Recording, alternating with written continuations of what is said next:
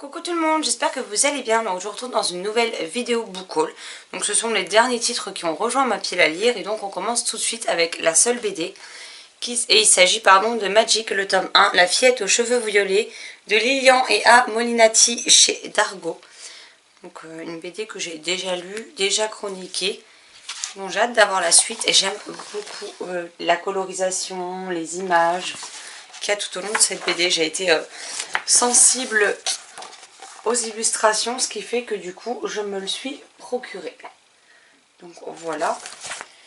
Et dedans il y avait également une planche de stickers et je trouve le petit chat trop mignon, donc je vais le garder pour décorer un futur carnet tout simplement. Ensuite il s'agit de ma lecture en cours, mais il vient d'arriver il n'y a pas très longtemps.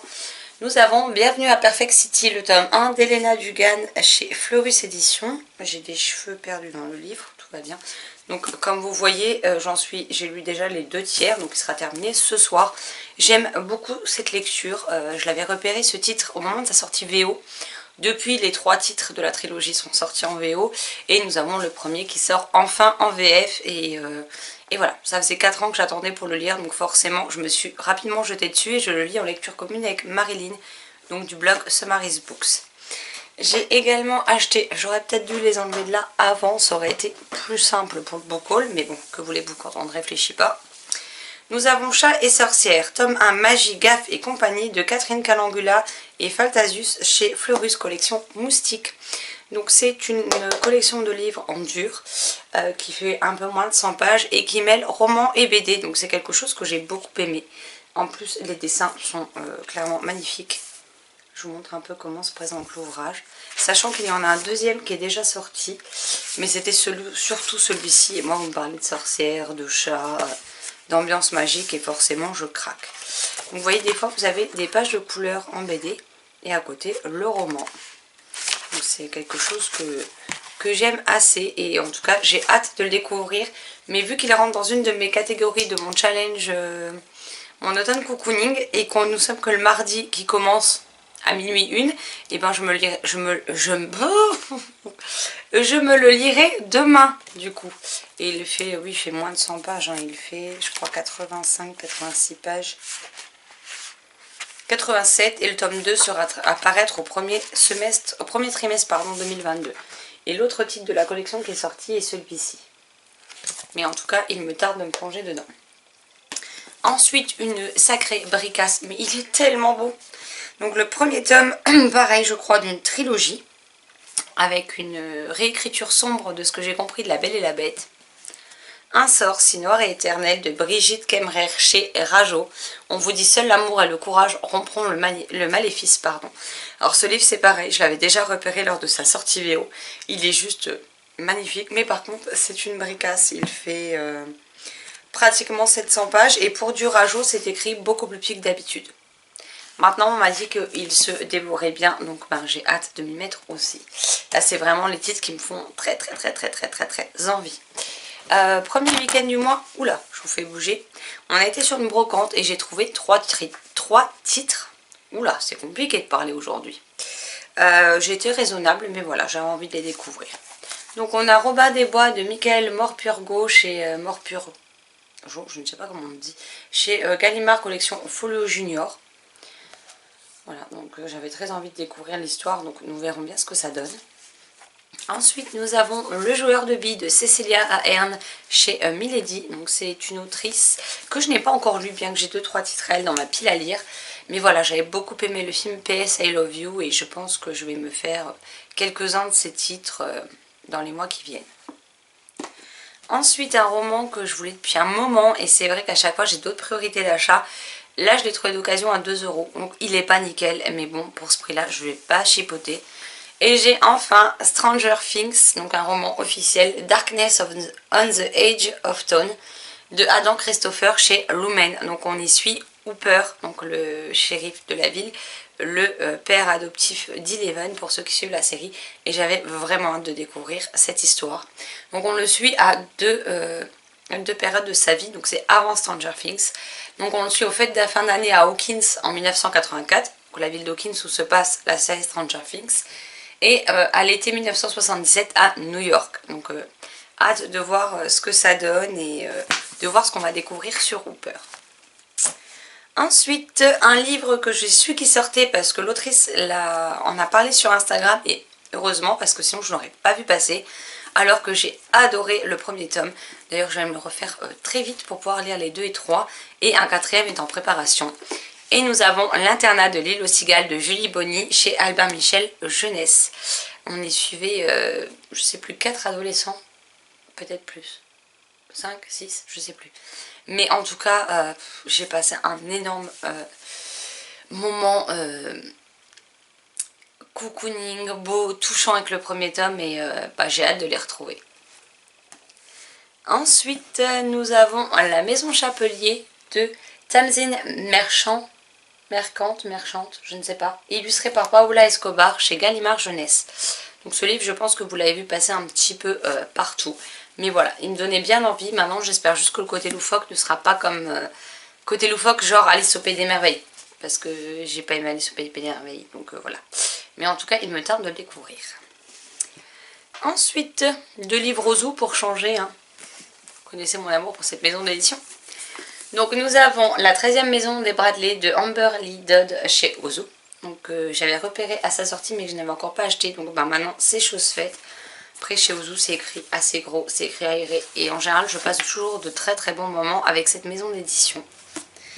Et le deuxième qui vient tout juste de paraître, nous avons La vérité sur ce qu'il y a dans ma tête de Lucie Pierra-Pajot. Donc toujours chez Ozu, qui fait à peu près 200 pages. Et on vous dit, Lucie Pierra-Pajot dépeint avec sensibilité et humour le quotidien singulier d'un adolescent pas comme les autres. Il m'en a pas fallu plus pour avoir envie de le découvrir. Et j'ai également des précommandes qui ne sont pas arrivées alors que les livres sont sortis, donc je vous glisse les images ici. Nous avons le dernier tome paru d'Azoro de Laurent et Olivier Souillet et illustré par Jérémy Fleury chez Ozu, pour le coup. Donc c'est un album au grand format cette fois. Nous avons également retrouvé Moi, mais je ne sais plus le nom de l'autrice, toujours chez Ozu. Voilà, c'est un roman qui a la particularité d'être rédigé en texto. Donc j'ai hâte de voir ce que ça peut donner. Ça me rend très très très curieuse. On a le tome 6 de Sailor Moon, Eternal Edition Pretty Guardian de Naoko Takeshi chez Pika. Donc ça c'est des précommandes, maintenant j'attends qu'elles arrivent, je ne sais pas quand est-ce qu'elles vont être expédiées. Mais techniquement, à part Sailor Moon qui sort le 29, les autres j'aurais déjà dû les recevoir la semaine dernière. Mais bon, je vais les avoir vendredi, je ne les ai pas, donc j'espère que ça va pas trop traîner. Et pour terminer, 2 services presse. Alors je remercie infiniment la maison d'édition et la personne qui s'occupe des partenaires. Donc Stéphanie, si jamais elle passe par là, je la remercie infiniment parce que j'ai fait ma blonde. En fait, pour tout vous dire, j'ai reçu le programme des parutions où il y avait notamment Enchantement of Ravens de Margaret Rogerson que j'ai demandé. Et comme une imbécile, je n'ai pas vu que mon programme s'ouvrait page 5. Et donc page 3 et 4, il y avait d'autres titres de proposés. Et c'est suite à une discussion avec Marilyn et Maude, donc Marilyn de Summary's Books et Maude des livres une fille, que je me suis dit que c'était quand même bizarre, parce qu'elles m'ont demandé si comme elle j'avais reçu le tome 3 mais que j'avais pas le 2, etc. Et j'ai mis non, mais je les ai pas vus dans le catalogue, donc forcément je les ai pas demandés du coup. Et en fait, en essayant de démêler tout ça, je me suis rendu compte qu'en effet, il y avait 2 pages avant, avec le tome 2 et le tome 3. Donc j'ai envoyé un petit mail à Stéphanie, lui demandant s'il est resté des exemplaires disponibles, et elle me les a très gentiment fait envoyer. Donc Stéphanie, un grand merci, parce que du coup je vais pouvoir terminer cette série cette année.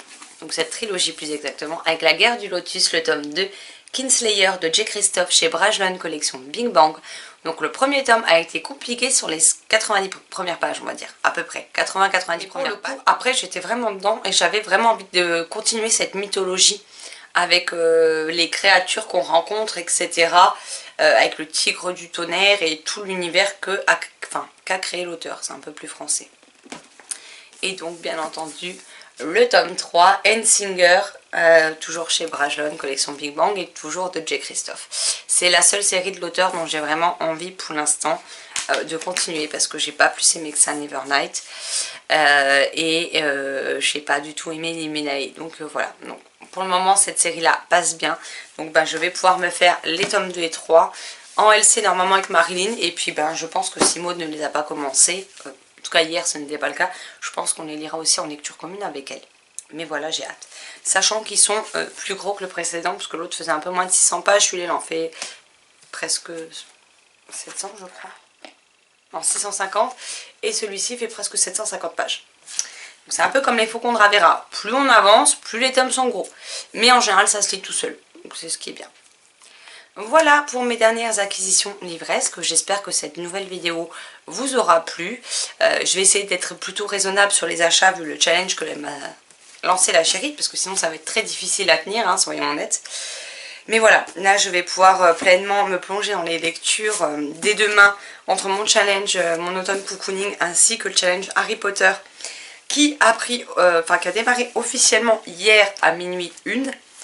Et donc je dois vous faire la vidéo sur le challenge, les catégories, les années, etc. Et je pense que je vais vous la faire et vous la publier ce week-end. Ou peut-être publier mercredi prochain, je ne sais pas encore. Mais voilà, parce que le challenge a déjà commencé, donc il serait peut-être temps que je vous en parle, mais je n'ai pas eu le temps de tourner la vidéo avant. Sur ce, je vais vous laisser là, sinon je vais être en retard au travail.